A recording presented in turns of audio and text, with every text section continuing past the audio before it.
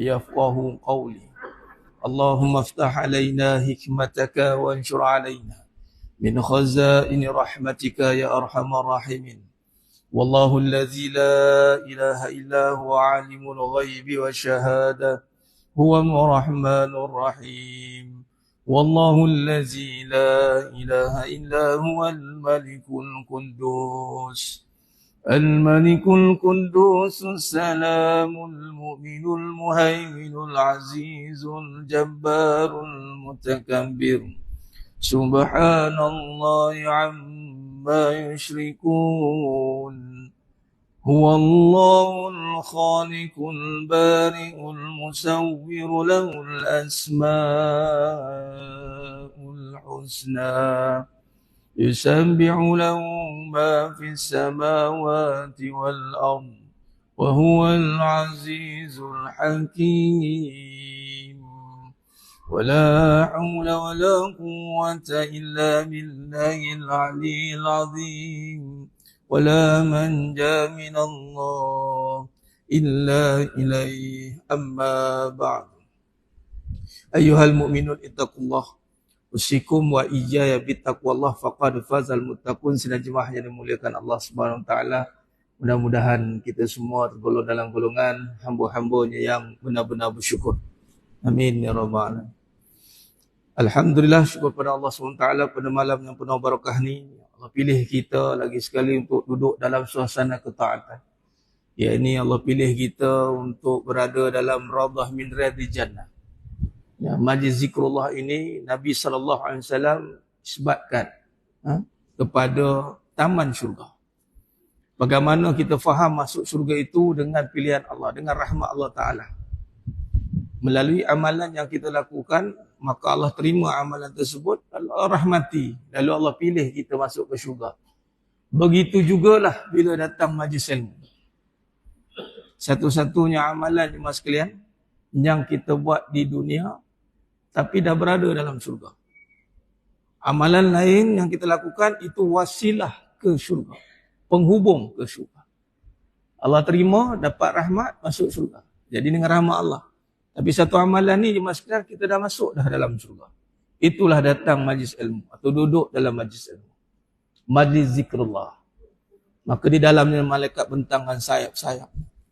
Di dalamnya Allah terima doa mustajab. Ni waktu mustajab doa. Bagaimana kita berebut nak masuk raudhah min riyadhil jannah.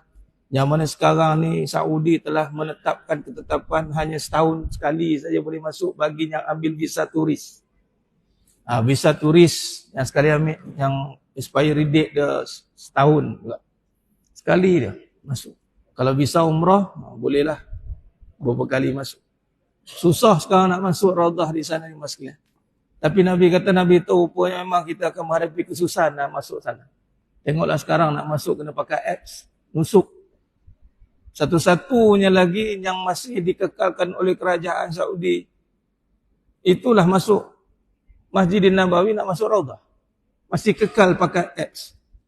Bila dipikir-pikir balik, rupanya nak bagi tahu macam itulah masuk syurga, mesti kena kebenaran. Dan nak akhir zaman kan? Dan nak akhir zaman dah. Nak habis dah zaman kita ni. Bila-bila masa je mas sekalian. Macam-macam tanda besar dah keluar dah. Kalau kita lihat saudara kita di Palestin, di Gaza. Mereka itu Zionis tu, mereka dah tak fikir apa dah. Bahasa Jawa kata by hook or by crook panggil. Tu bahasa Jawa kata tu. Ni ketua kita nak sampai dah ni. Kerja tak siap lagi. Ahli karya tak penuh lagi ni. Mereka nak jadi ahli karya Palestin tu. Supaya mereka boleh jadi jawatan kuasa dekat Masjidil Aqsa. Supaya nak menunggu imam mereka turun. Itu Dajjal. Memang dah nak habis dah. Jadi bila dah hujung-hujung ni mas sekalian, banyak petanda-petanda yang Allah buka sebenarnya. Antaranya kalau pergi Mekah, Madinah tu banyaklah. Banyaklah yang kita akan nampak, kita akan faham. Kalau kita minta sungguh-sungguh. Pergi Mekah, pergi Madinah, buat umrah, buat haji, minta kefahaman. Antaranya adalah raudhah. Dulu kita masuk senang. Bukan senang lah, maksudnya tak ada had lah. Kita main lumba lari mas sekalian. Main hadang-hadang itu, asal ada buka je, 1,000 je. Get set go je. Sungguh buka, lari masuk. Sekarang tak boleh. Tuan tengok apps. Tengok. Tak ada, tak boleh masuk. Jadi perumpamaan yang diberikan adalah nak masuk syurga begitu je mas sekalian. Mesti kena ada kebenaran, tasrih. Tak ada kebenaran Allah Ta'ala, maka tak masuk lagi. Itulah rahmat Allah SWT. Jadi mudah-mudahan mas sekalian dengan kita lazimi diri kita untuk datang majlis ilmu ni, jangan letakkan diri kita ni sebab aku dah tahu atau tak tahu, tapi datang niat sebab kerana ini adalah hadis Nabi SAW menyuruh kita menuntut ilmu dan mengimarahkan masjid rumah Allah, dan sebagai tanda bagilah preview sikit, memang kita ni nak masuk syurga. Kita memang nak masuk syurga. Jadi datanglah taman syurga. Biar malaikat catat tengok, biar Allah jadi melihat, menjadi saksi perjalanan kita. Itu benar-benar menzahirkan memang kita nak masuk syurga. Tandanya apa? Sering ke taman syurga. Duduk dan kita ambil fadilat dan kelebihannya di dalam itu. Jemaah yang muliakan Allah SWT, pada malam yang penuh barakah ni, kita nak membincangkan cabaran kehidupan pasca akhir zaman. Yang saya terus kepada tajuk kita, di perbincangan ni sebenarnya panjang, cuma saya ringkaskan manakah waktu maghrib kan. Dia boleh kita buat daurah ni projek kertas kerja yang kita dibincangkan. Dan terus kepada perbincangan kita yang utama, yang penting. Iaitu fasal pertama dalam perbahasan cabaran kehidupan pasca akhir zaman ni. Apa cabaran yang utama yang pertama? Maka di sini saya letakkan dalam perbincangan ini cabaran kekeluargaan. Itu nombor satu ni mas sekalian. Nombor satu sekali cabaran dalam kehidupan akhir zaman. Nombor satu sekali cabaran keluarga. Sebab apa cabaran keluarga nombor satu? Kita ingat cabaran ekonomi, cabaran itu, cabaran ini di luar sana yang mungkin banyaklah isu-isu yang berlaku kan. Kerana kita melihat daripada hadis Nabi SAW, melihat daripada musuh nombor satu kita, yakni iblis. Apa serangan iblis? Apa kerja utama iblis? Musuh nombor dua, itu Dajjal. Yang sedang bagi arahan. Kalau orang tanya siapa, apa tangan-tangan gaib yang bagi arahan untuk menghancurkan umat Islam seluruh dunia, terutama di Palestin, Gaza ni siapa? Tuan-tuan tak payah fikir-fikirlah. Rothschild ke, Rockefeller ke, siapa ke. Illuminati ke cakap pembarangan terbelit-terbelit kan. Tak payah fikir panjang-panjang lah. Dajjal je, terus Dajjal. Dia yang bagi instruction untuk buat kehancuran luaran. Dia ada dua, presiden dia iblis, naik presiden Dajjal. Persatuan kejahatan-kejahatan seluruh alam. Dia ingat tu mas sekalian. Dan presiden dia telah pun melakukan gerak kerja ini sejak dari Nabi Adam AS. Dan presidennya bergerak bebas ke mana-mana dia nak pergi. Sebab tu perkara ini kita mesti beri peringatan tentang keselamatan. Sebab dia ancaman ni mas sekalian. Bila sebut ancaman, ia boleh menyebabkan apa yang kita dapat hari ini, hasilan amalan hari ini, boleh lenyap begitu saja. Saya bagi contoh cuma sekalian, kalau kita pergi berburu di hutan. Masuk hutan, kita nak tangkap apa, rusa ke, pelanduk ke. Katalah kita berjaya memburu pelanduk. 200 ekor. Oh, banyak tu. Oh, apa jenis perangkap tak tahu. Kita lupa bahawa dalam hutan ada musuh juga. Ada haiwan pemangsa. Kita lupa ada yang memerhati kita. Kita sedang asyik berburu, akhirnya kita pun diburu. Kita asyik beramal, rupanya kita sedang diperhatikan. Ingat kau seorang je pandai beramal. Aku dah beramal dulu dah dari kamu. Tak usah sembang kat sini. Kata. Dia main iblis yang main. Kita ingat kita lawan dia dengan amal. Dah. Ulama Bani Israel yang bernama Barsisa, tuan-tuan. Tumpas di tangan iblis. Dia menyamar jadi budak. Ya, Barsisa dah berusia beramal. Biasa kita ada kesedaran dengan dah makin lama hidup ni. Kita dah nampak kesedaran tu kan, insya-Allah. Tapi ada orang muda lagi kuat beramal pada dia. Sabarlah. Macam mana kamu boleh beramal lagi kuat pada aku? Nampak? Iblis. Dia bukan bermula maksiat, iblis ni. Dia bermula taat. Dulu dia baik, sekarang jahat.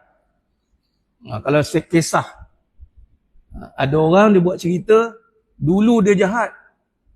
Sekarang baru baik. Aku tahulah dia dulu baru nak belajar pergi masjid. Contoh.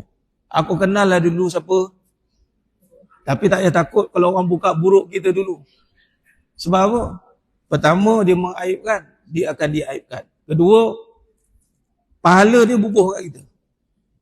Dosa kita pergi kat dia. Selesai. Yang bimbang, dia dulu baik, sekarang jahat. Itu jangan main. Dia dulu baik, tapi sekarang, ya Allah, jahat. Tu. Jadi, dalam hadis Nabi SAW, kita lihat apa yang membuatkan iblis ni, dan kita katakan bahawa cabaran nombor satu ni akhir zaman ni kekeluargaan. Kerana apa? Dari Jabir radhiyallahu anhu. Dari Nabi SAW bersabda, Inna iblisa yad'u arsyahu alal ma'i summa yab'asu saraya fadnahu minhu manzilah. Yang berasa sungguh iblis meletakkan singgasana di atas air, yakni laut al-ma', summa, kemudian ia mengutuskan bala tenteranya. Sarayahu fa'adnahu minhum manzilatan a'zamuhum fitnatan yaji'u ahaduhum. Kemudian maka yang paling dekat dengannya adalah yang paling besar fitnahnya. Kemudian Nabi kata SAW, yang paling dekat dengan iblis ni adalah yang paling besar fitnah, paling besar. A'zam. A'zamuhum, yang paling besar fitnah. Fitnah yang bermaksud cubaan. Cubaan. Iblis ni jemaah sekalian, setiap hari kata Nabi SAW, dia ada buat multaqa, meeting. Setiap hari. Kecuali bulan Ramadan. Tak dapat permit untuk berkumpul. Selain bulan Ramadan, hari-hari dia buat muhasabah. Dekat mana? Kat laut. Dan ada istana, singgah sana. Dan yang paling dekat dengan iblis, yang paling besar fitnah. Iblis cakap. Dan ini kata Nabi SAW. Maka datanglah salah seorang dari bala tenteranya. Tengok. Dalam hadis ini, Nabi SAW menggunakan salah seorang. Merujuk pada siapa ni? Jin. Syaitan. Jin. Seorang. Tak panggil seko. Mana seko jin tu? Oh.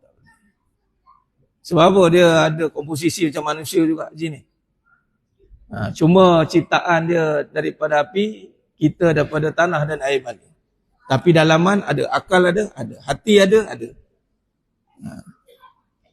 Yaji'u ahaduhum fayaqulu fa'altu kaza wa kaza. Datanglah seorang dari bala tenteranya dan berkata, aku telah melakukan begini dan begitu. Kaza wa kaza ni bermaksud semua kejahatan lah dia cerita. Hari-hari syaitan akan buat report duty kepada iblis untuk bercerita apa yang dia dah buat. Maka datang seorang bala tentera buat report duty, berkata dia dah buat macam-macam kejahatan. Kaza wa kaza. Tahu iblis jawab apa? Iblis pun jawab, ma sana'ta syai'a. Engkau sama sekali tidak melakukan sesuatu pun.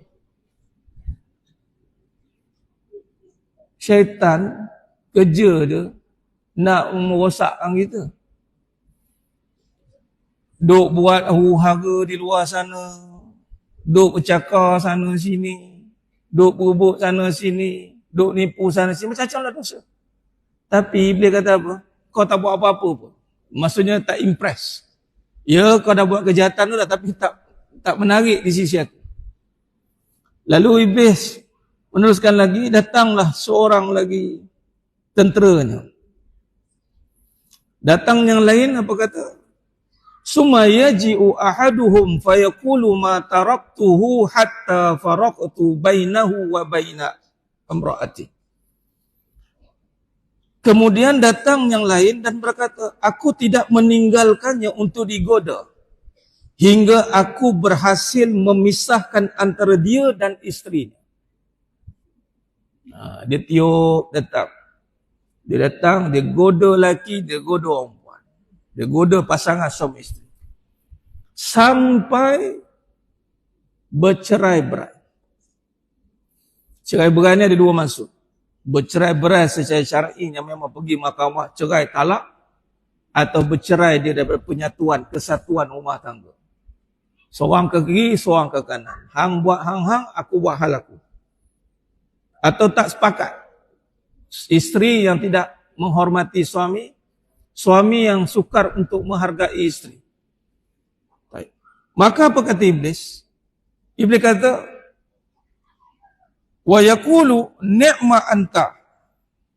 Maka Iblis pun mendekatinya berkata, sungguh hebat setan seperti engkau. Ini bagus. Disyaratkan hadis ini, Iblis daripada singgasana yang tinggi, dia turun bawah, dia panggil setan ni naik dekat dia. Ni'ma anta. Ini setan yang hebat. Makna kata apa jemaah sekalian? Serangan nombor satu. Dalam kita melihat hari ini serangan negara, boleh jadi huru-hara. Lebih dahsyat lagi serangan keluarga. Boleh porak-peranda. Jangan pandang remeh dengan keluarga. Dan sebenarnya kalau kita lihat kisah haji, kisah umrah, itu kisah keluarga. Nabi Ibrahim AS, Siti Hajar, Nabi Ismail AS. Boleh ingat kisah Nabi Muhammad SAW. Wa Isra' Mi'raj datang ni. Pun keluarga juga. Tahun duka nestapa. Kewafatan isteri tercinta yang disayangi. Tengok perjuangan yang utama. Kita ikut ada yang bagi contoh mengatakan bahawa isteri Nabi Nuh pun tak taat katanya. Ada ulama' yang diuji dengan isteri. Kita kata begini, kita tengok Nabi Muhammad SAW, sebab kita nak ikut Nabi SAW. Isteri pertama Nabi. Ini perkahwinan pertama je sekalian. Saya fokuskan pada first marriage. Yang mana hubungan pertama, perkahwinan pertama. Nabi SAW dan Sayyidatina Khadijah radhiyallahu al-Kubra. Perfect. Tak bergaduh apa. Tak ada isu apa. Siti Hajar. Tak ada isu apa pun. Tak ada nak sikit pun meragui suaminya. Ketika itu pandangan kita sebab kita dah tak sezaman dengan Nabi SAW. Jangan terkejut kalau kita sezaman dengan Nabi. Saya silap kita pun tak nampak Nabi tu Nabi. Silap ibu lah macam orang biasa kita tengok. Allah, takut kita. Entah siapa? Entah siapa ke ni? Entah siapa? Macam itulah orang Arab Quraisy dulu tengok Nabi. Yang iman saja boleh mengangkat Nabi SAW dengan iman. Begitu kalau isteri. Isteri lagi sebelum Nabi. Cik-cik isteri kita, contohlah. Saya contoh.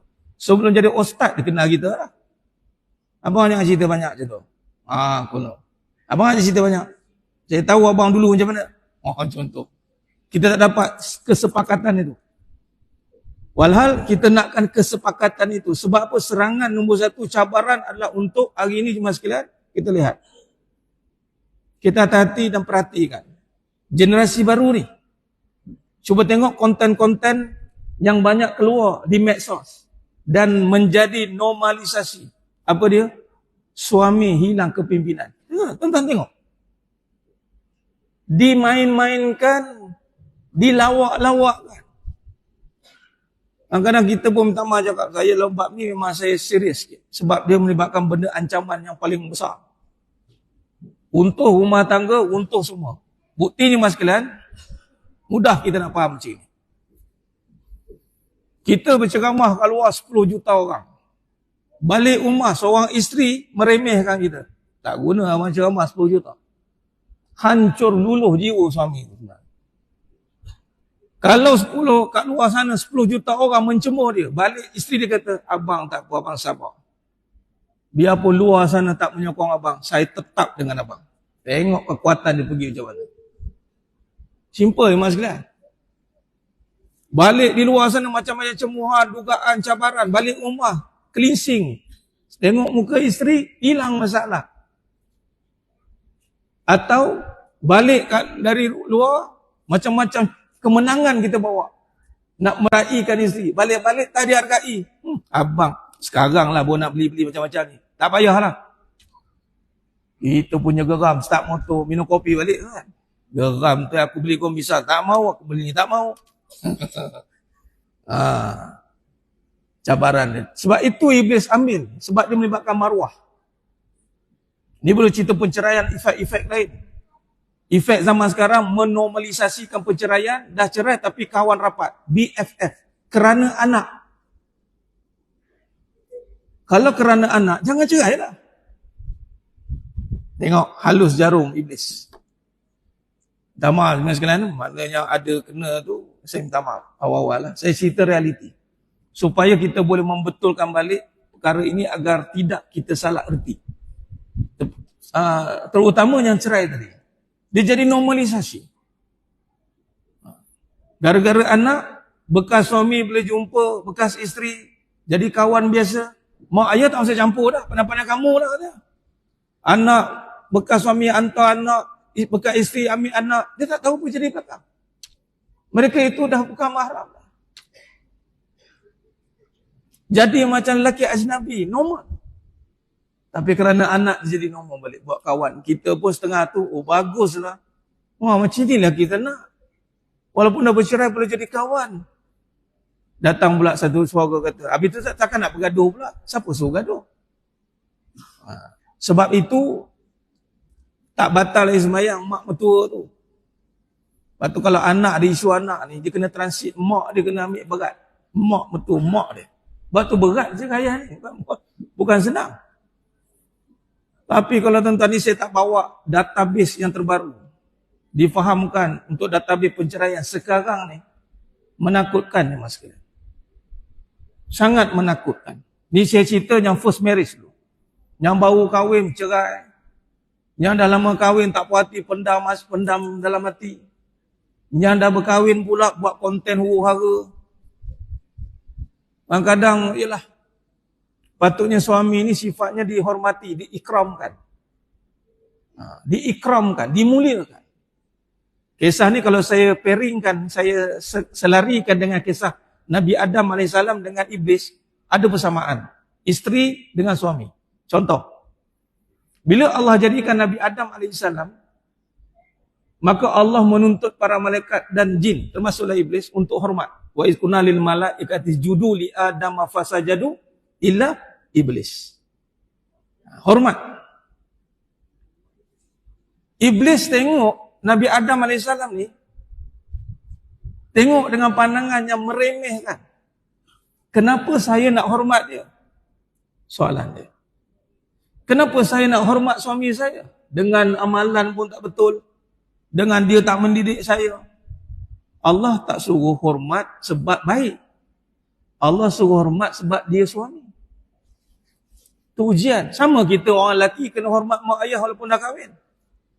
Mak ayah bukan kena hormat sebab dia baik. Sebab dia mak ayah kita. Melahirkan kita. Melahirkan saja tak terbayar. Orang perempuan pula kenapa taat pada suami? Kerana jadinya orang perempuan daripada lelaki. Lahirnya kita daripada ibu. Bila daripada tu datang taat. Sebab tu anak soleh, anak soleha itu mendoakan mak ayah dia. Doakan apa? Keampunan. Doakan keampunan, bukan tegur mak ayah. Ni kadang-kadang anak-anak sekarang ni tahun-tahun mengaji banyak dah. Mak ni banyak saya perhatikan mak banyak silap ni. Engkau ni kan?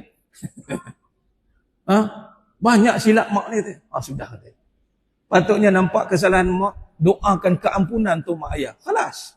Cukup. Bukan untuk dibincangkan, dia buat perbincangan adik-beradik panggil, mak kita ni dah banyak salah ni. Nampak gaya kita kena selamatkan mereka daripada kesalahan ni. Buat meeting macam itu pula.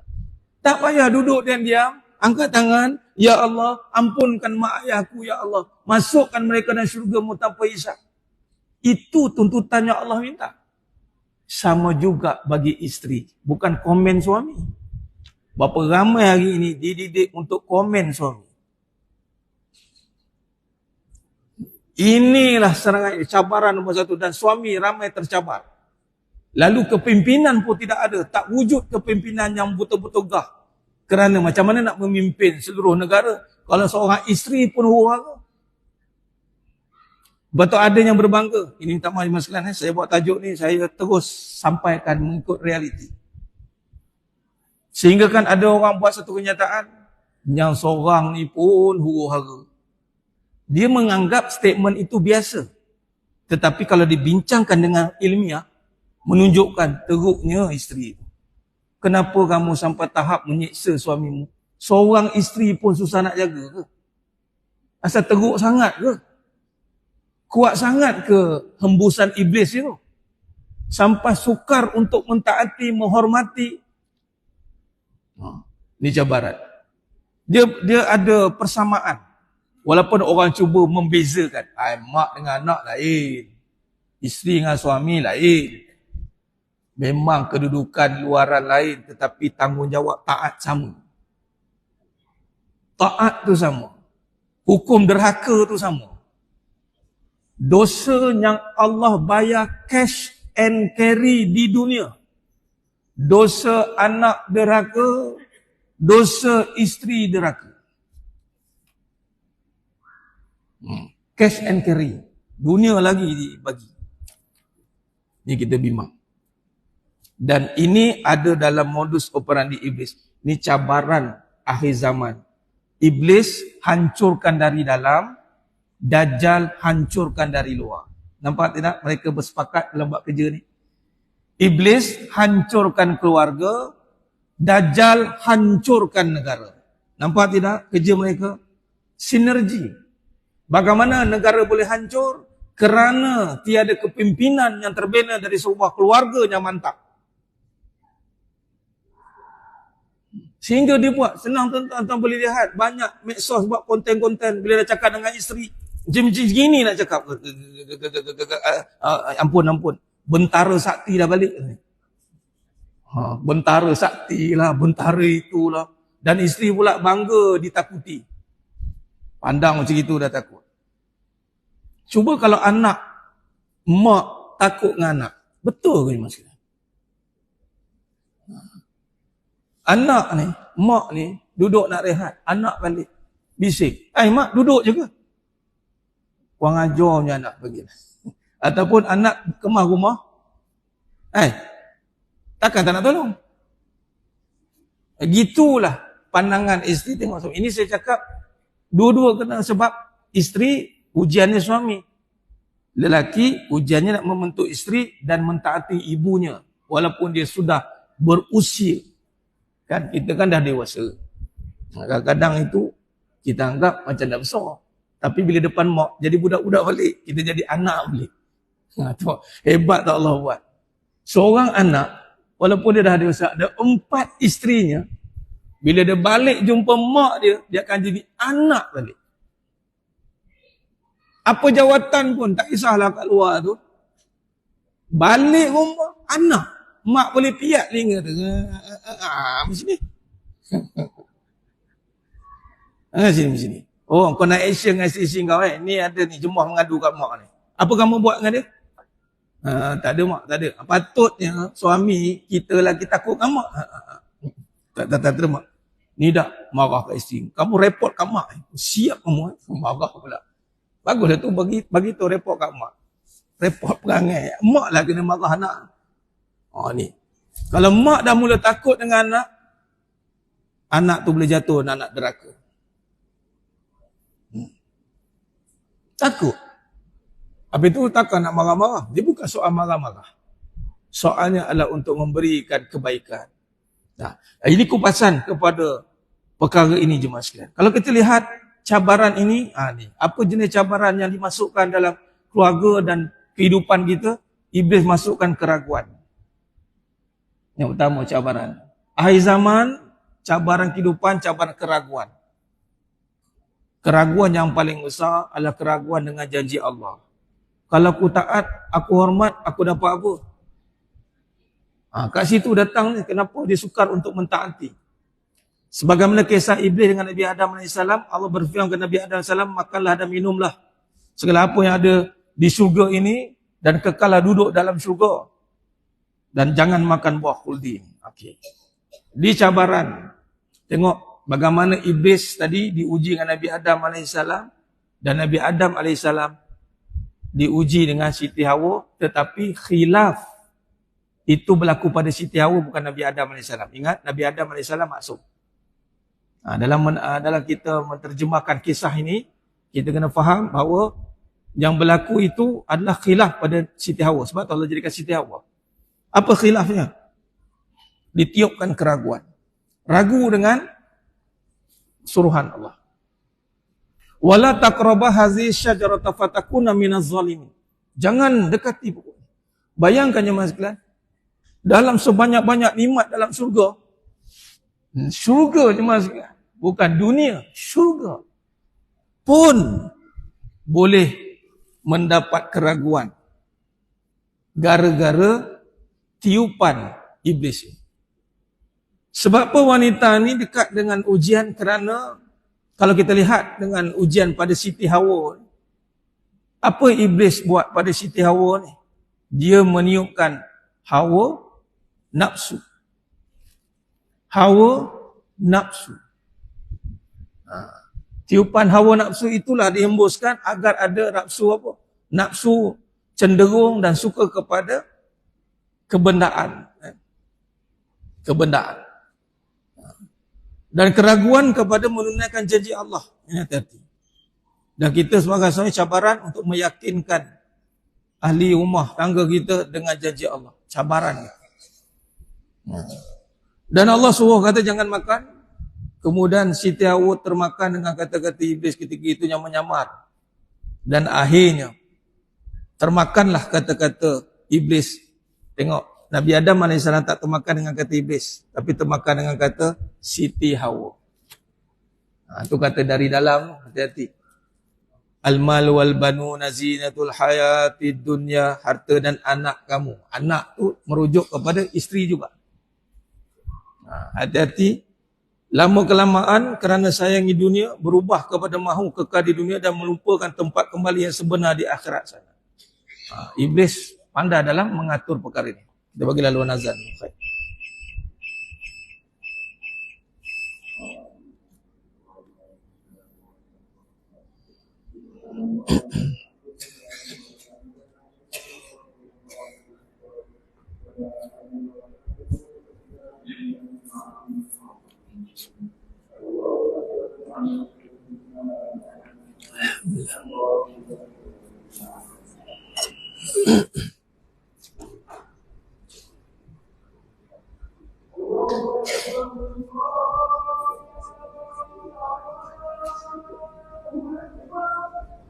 Allah.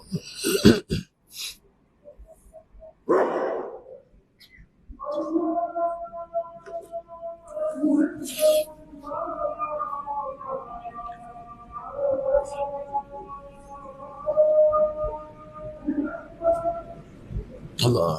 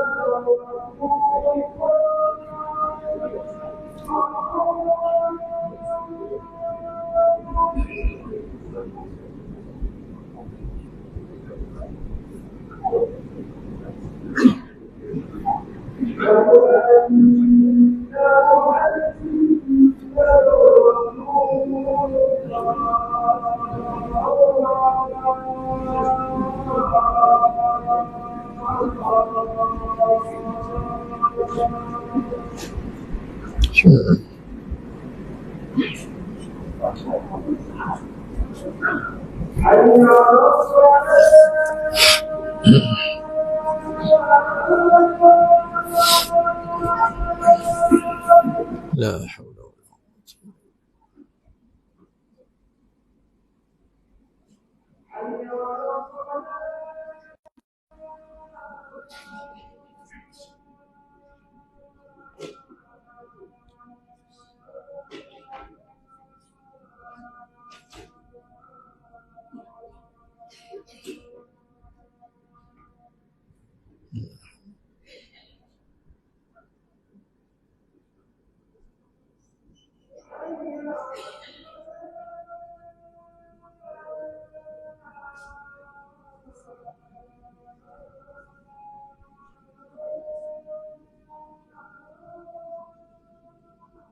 La haula wala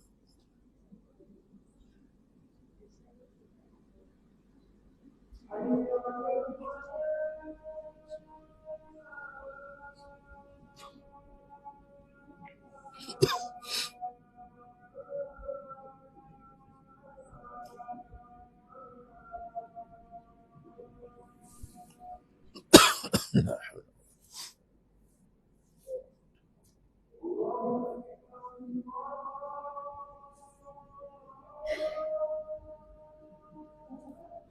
Allahu akbar.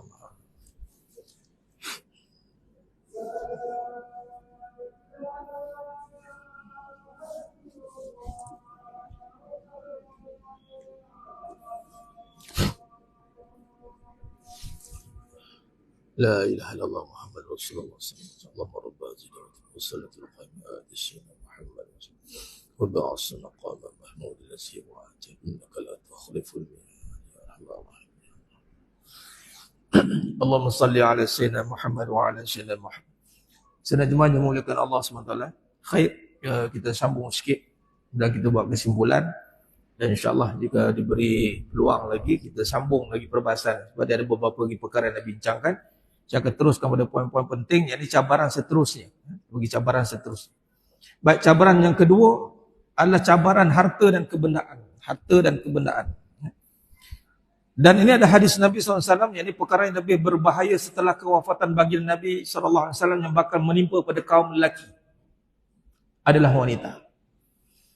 Sebab seorang lelaki atau suami itu beramal dengan agama, namun di saat gagal mengurus wanita yang bergelar isterinya, maka akan terfitnahlah seluruh amalan yang si suami itu ada. Ini kita kena jelas.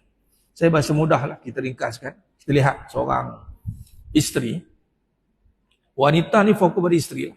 Kalau wanita yang umum tu. Isteri, katalah, tidak sempurna pemakaian. Tidak bertudung mungkin, pakai skirt mungkin. Suaminya berserban elok, berjubah elok. Tengok isterinya begitu. Maka terfitnahlah suaminya. Suami dia ni tak didik ke? Biasa orang kan? Walaupun kita tak boleh nak menghukum betulnya. Berbeza dengan isteri, berpakaian elok, bertudung labuh, bernikah pula, tapi suami berseluar pendek.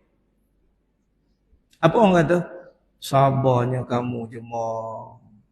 Baguslah kamu boleh tahan dengan laki kamu tu. Untunglah Leman katanya. Bukan nama sebenar lah. Bukan nama sebenar. Tapi cuba kalau lelaki yang berjubah berseban bawa isteri pula. Jadi suami berseluar pendek, ni isteri berskirt pendek. Ya Allah, Abang Haji. Apa demam ke apa dah? Nyaya tuan-tuan. Nampak fitnah. Semudah tu je kita faham. Sebab tu cerita ni berat dekat isteri, kat wanita, kat lelaki. Sebab memang kesan dan memang kepada lelaki. Dan memang ada hadis Nabi SAW, yakni daripada Usamah bin Zaid radhiyallahu anhu, bahawa Nabi SAW bersabda, "Ma taraktu ba'di fitnatan adarra 'ala rijal minan nisa." Nampak? Maksudnya tidak aku tinggalkan selepas daripadaku yang lebih berbahaya kata kaum lelaki daripada wanita. Lebih bahaya. Ustaz, isteri saya elok je, apa bahayanya? Kita tengoklah Siti Hawa. Bukannya marah-marah pun. Elok dia, lembutnya pun. Tapi lembut tu yang berbisa tu hati-hati.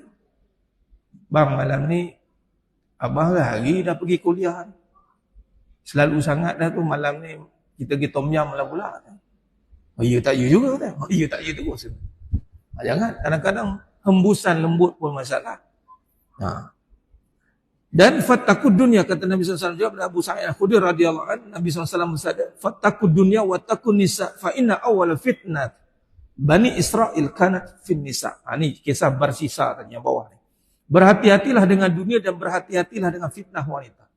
Sesungguhnya fitnah terawal yang berlaku pada golongan Bani Israel adalah pada wanita.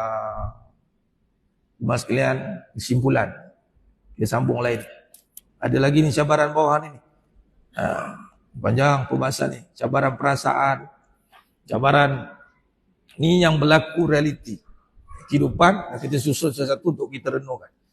Okay, berhenti dekat cabaran tu benda ni. Saya nak beritahu bagaimana kita lihat sesuatu negara atau perkara itu menjadi berbahaya. Sebagai contoh, tengok saya bukan nak tunjuk negara, tapi inilah yang berada depan mata.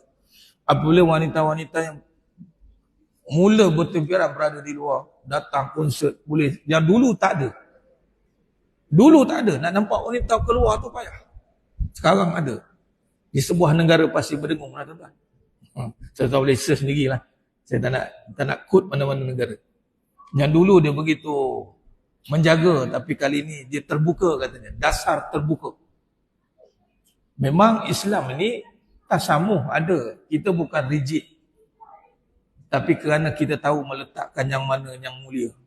Yang nak kita muliakan, yang mana kita nak jaga. Terutamanya perempuan ini. Salah satu saya namakan khazanah syurga. Yang menjadi tanggungjawab lelaki di dunia. Bukan senang sekali. Dan iblis cukup tahulah perkara ni. Jadi ini cabaran harta. Wanita pula dia akan senang terkesan dengan dunia. Macam tadi terkesan dengan benda yang larang. Larang ni apa dia? Larangan kat dunia ni tentang harta benda. Larangan. Larangan mengumpul. Larangan berhias-hias berlebih-lebihan. Semua ni akan ada kat isteri. Ni cabaran wanita. Larang ni bukan bermaksud langsung tak boleh. Tapi ada tegahan yang mesti kita berhati-hati. Yang kita kena perhatikan dengan begitu teliti. Contoh sikit. Macam contoh di sini. Tentang keadaan harta dan pahala. Harta dan pahala sebagai contoh. Kebanyakan isteri dia akan terkesan kerana macam tak ada harta. Dia akan rasa inferior, rasa kecil. Walaupun sedangkan isteri dia ada pahala banyak mengatasi harta. Harta bagi isteri pahala. Bukan harta duit itu. Tak salah isteri nak pegang duit, tapi apabila amalan, contoh bawa air, haji tuang air minum, isteri bawa air, kata Nabi, bagi air buat suami senyum, pahala besar bagi air, buat muka senyum. Tapi yang amalannya itu tidak dipandang. Itu hati-hati. Ini kita bincangkan panjang nanti, insya-Allah pada pertemuan yang lain. Ini kita dah buka tajuk ni, cabaran-cabaran ni panjanglah. Mudah-mudahan kita mampu menyusun balik perkara-perkara yang nak kita berikan tekanan dan tumpuan, dan untuk kita berikan perhatian, dan kita nak buat apa ni? Berdoa ke Allah. Itu maksudnya. Bila tahu apa cabarannya, ya Allah, jangan sampai aku terfitnah dengan keluarga, ya Allah, jangan aku terfitnah dengan anak, isteri. Kena minta. Itu cabaran. Iblis dia suka, senang nak buat kita terlepas dengan perkara ni. Wallahu a'lam bishawab. Itu saja untuk malam ni. Mohon ampun maaf daripada saya kekurangan. Terkasar kata untuk kurang bicara dalam penyampaian, hanya Allah Ta'ala sajalah yang mampu menyempurnakan perbahasan kita pada malam yang penuh barakah ni, sehingga kita bertemu lagi pada siang kata insya-Allah. Aku qali hadza wa astaghfirullah azim li wa lakum wa bila taufiq wal hidayah. Assalamualaikum warahmatullahi wabarakatuh. Tangguh dengan tasbih kafarah dan suratul asr. Subhanakallahumma bihamdika asyhadu an la ilaha illa anta astaghfiruka. Bismillahirrahmanirrahim. Wal 'asr. La insana fi khusr ila allazina amanu wa amsal tawassaw bil haqq tawassaw bis. Wallahu a'lam bisawab.